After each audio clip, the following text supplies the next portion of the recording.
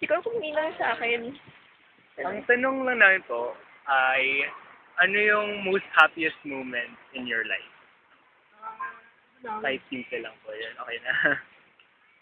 Basta kasi ngayon lahat kasi may asawa na. Opo.